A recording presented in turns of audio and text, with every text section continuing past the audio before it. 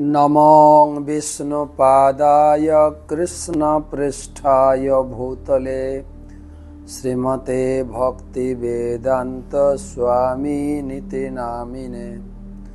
नमस्ते सारस्वते देवे गौरवाणी प्रचारिणे निर्विशेष शून्यवादी पाश्चात्यदेशतारिणे।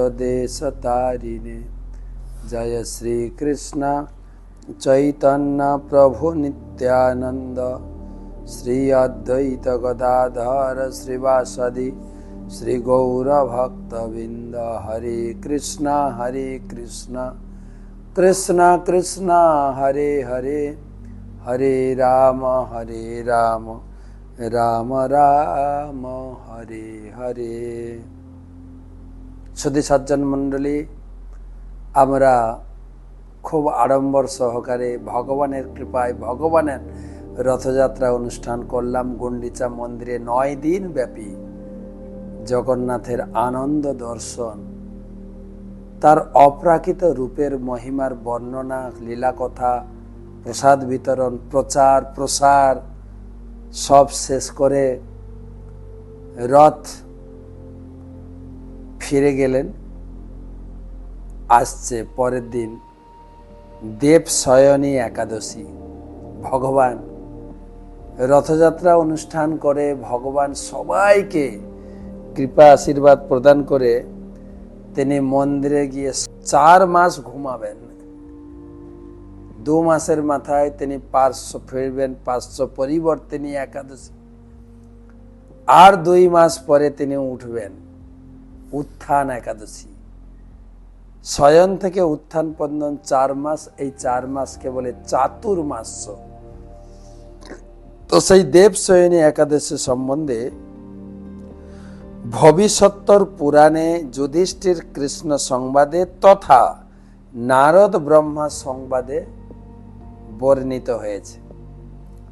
যুধিষ্ঠির মহারাজ কৃষ্ণকে জিজ্ঞাসা করছেন, আর কৃষ্ণ বলছেন ব্রহ্মা নারদ সম্বন্ধে যে আলোচনা হয়েছে সেটা আপনাকে বলবো।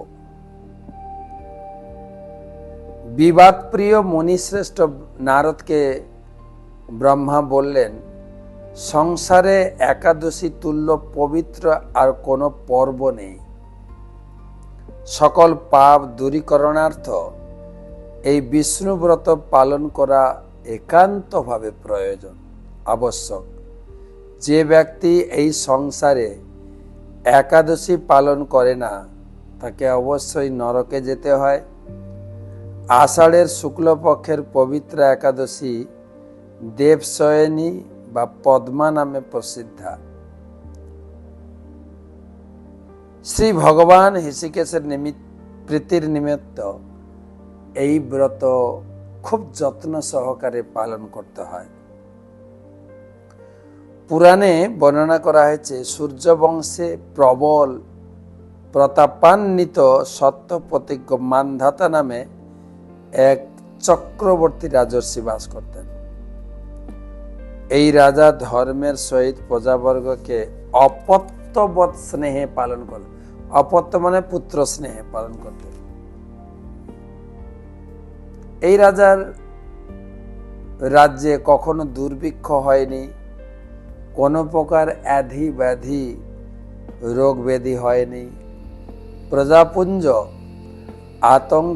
আতঙ্করহিত ধনধান্য পূর্ণ হয়ে সুখে বাস করতেন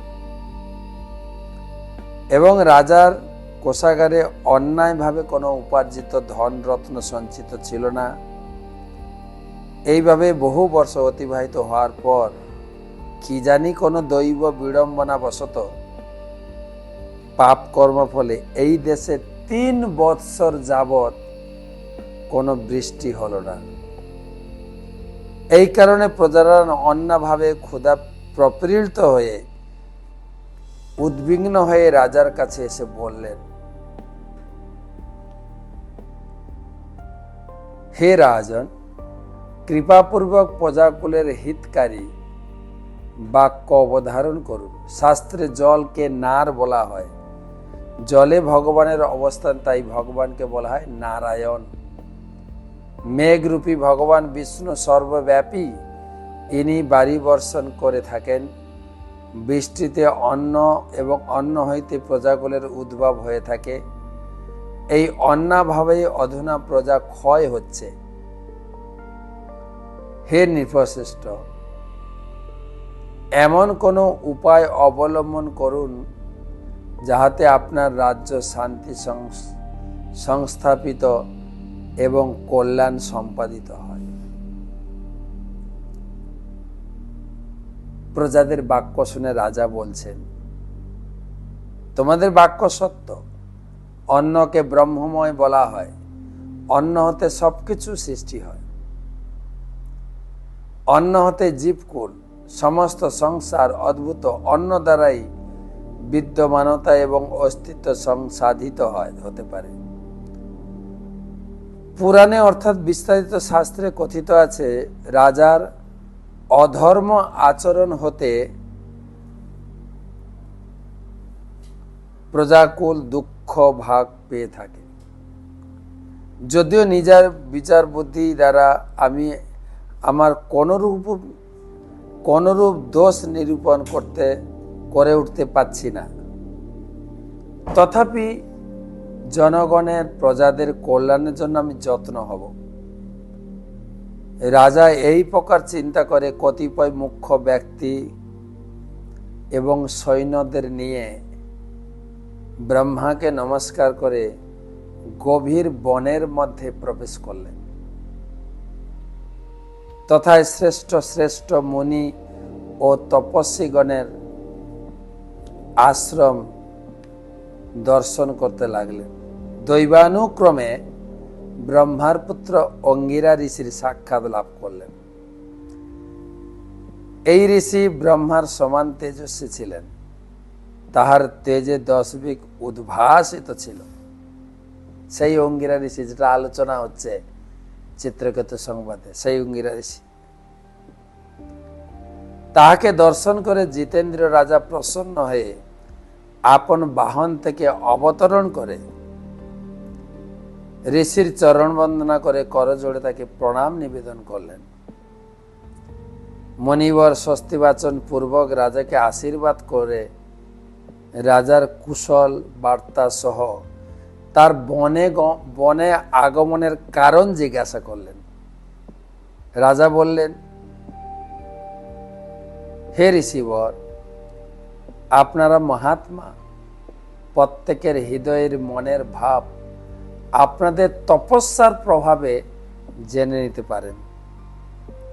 আপনি আমার দুঃখের কারণ সবই জানেন, তথাপি আপনার আজ্ঞানুবর্তী হয়ে আমি কিছু বলছি।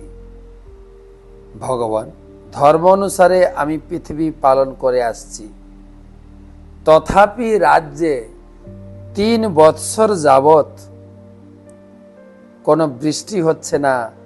প্রজাবর্গ নানা দুঃখে প্রপীড়িত হয়েছে। আমি এর কারণ নির্ধারণ করতে পারছি না। এই সংশয় দূর করার জন্য এই জঙ্গলে আপনার সঙ্গ সান্নিধ্যে উপস্থিত হয়েছি।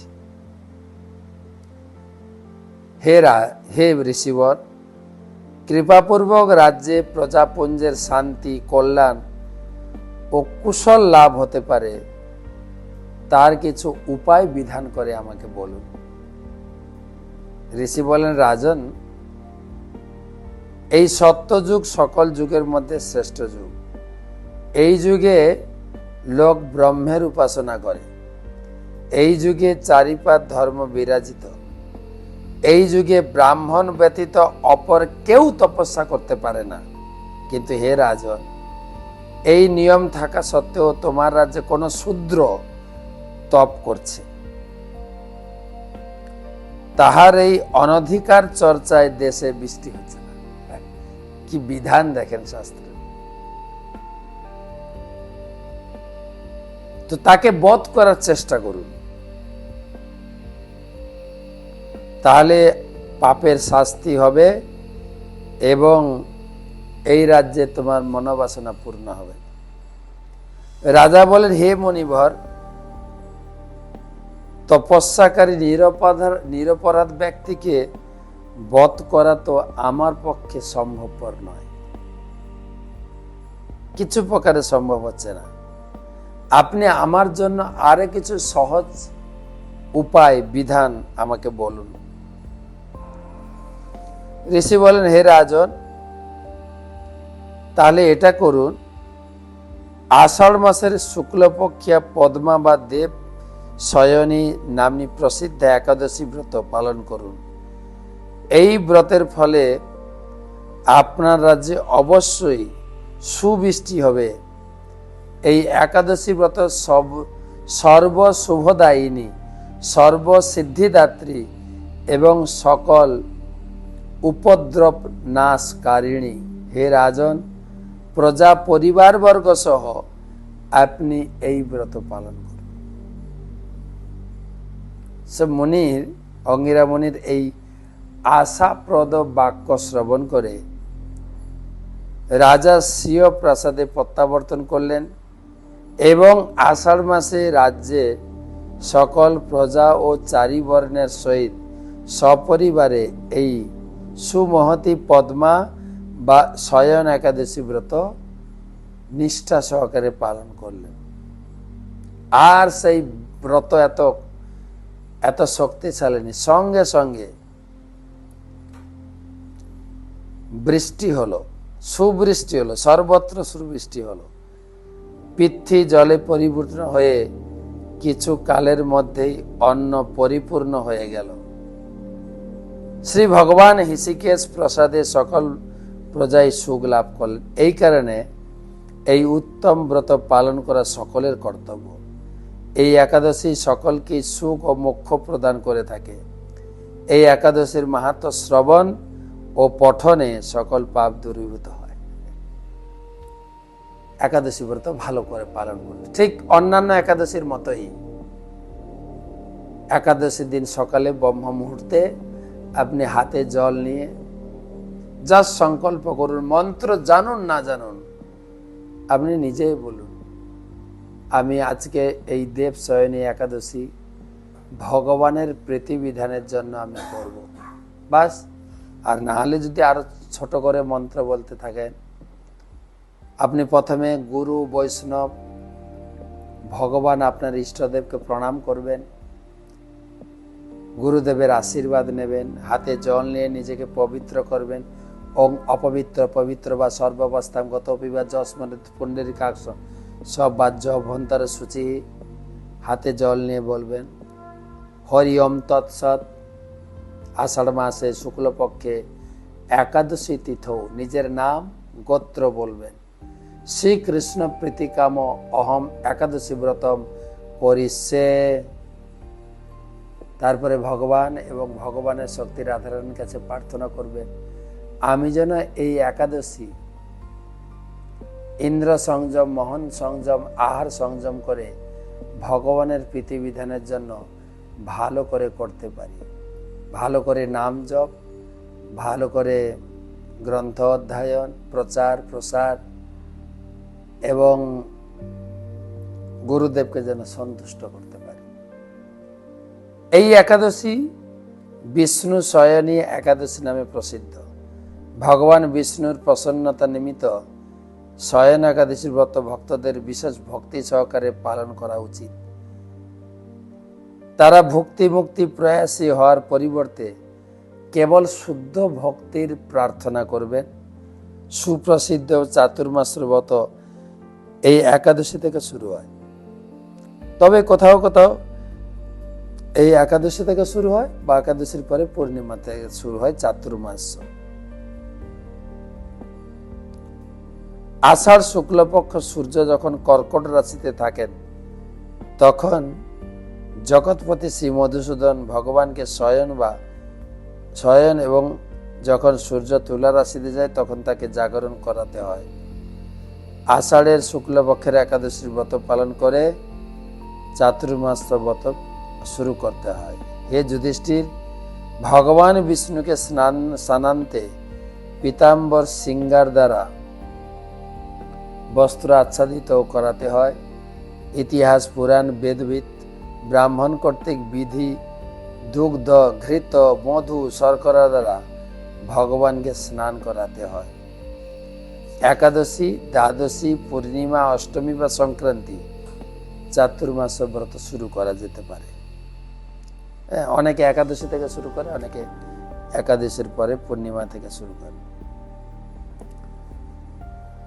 যে ব্যক্তি শ্রীহরির স্মরণ করে এই চাতুর্মাস ব্রত পালন করে, সে সূর্য তেজের মতো দীপ্তিমান বিমানে আরূঢ় হয়ে ভগবত ধামে গমন করে তথা প্রলয় পর্যন্ত আনন্দ উপভোগ করেন। যে এই ব্রতকালে মন্দির মার্জন, অঙ্গন, পুষ্পলতাদি দ্বারা সুসজ্জিত করে, এই ব্রত সমাপ্তিকালে যথাশক্তি ব্রাহ্মণ ভোজন করান, হে বিপ্রেন্দ্র, হে সপ্তজন্ম পর্যন্ত সত্য ও ধর্মপরায়ণ হইয়া অক্ষয় শুভ লাভ করেন। এই ব্রতকালে ভগবানের নিকট দীপাদি প্রদান করিয়া ধনাঢ্য সৌভাগ্যশালী হওয়া যায়। যিনি বিষ্ণু মন্দিরে 3 কালে 108 বার গায়ত্রী মন্ত্র জপ করেন, তাকে আর পাপে লিপ্ত হয় না। এটা একাদশী এবং চাতুর্মাস দুটোকে একসঙ্গে ভগবান বর্ণনা করছেন। তো ভগবানের সন্তুষ্ট বিধানের জন্য চাতুর্মাস এই দেব শয়নে একাদশী বা একাদশীর পরে পূর্ণিমা থেকে শুরু করেন।